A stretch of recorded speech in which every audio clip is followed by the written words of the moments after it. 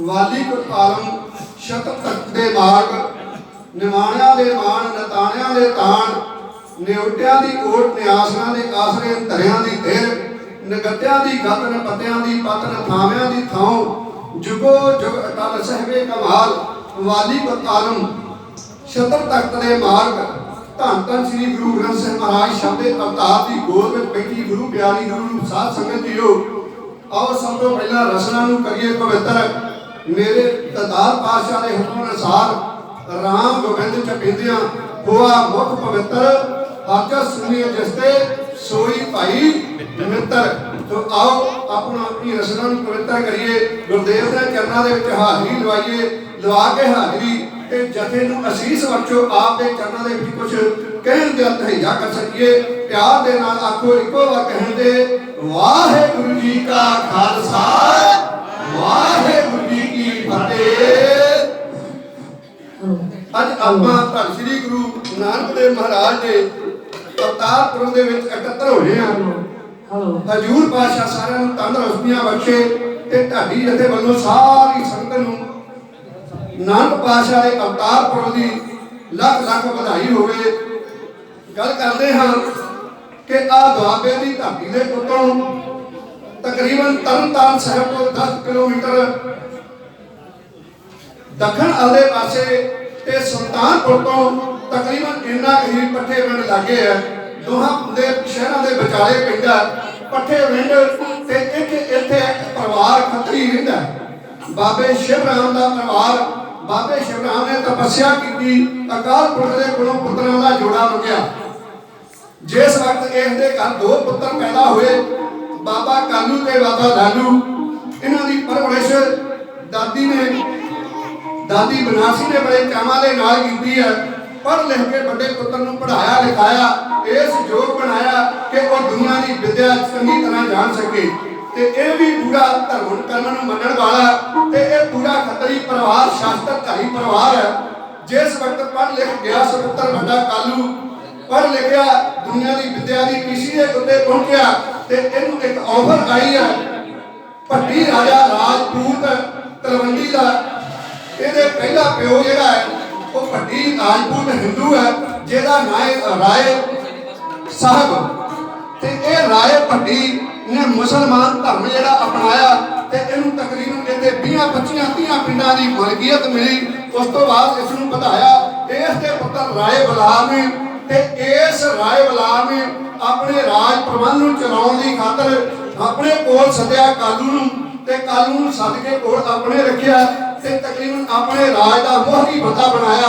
ਤੇ ਪਟਵਾਰ ਮਾਲ ਵਸਵਾਬ ਸਾਰਾ ਇਹਦੇ ਹੱਥ ਵਿੱਚ ਹੈ।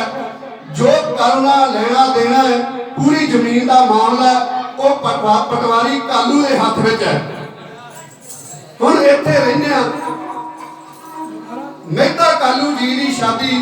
लाहौर तो तकरीबन 8 किलोमीटर लेंदे वाले पासे पिंड चक चाहल है। इस चक चाहल दे विच पिंड दे विच हुंदी है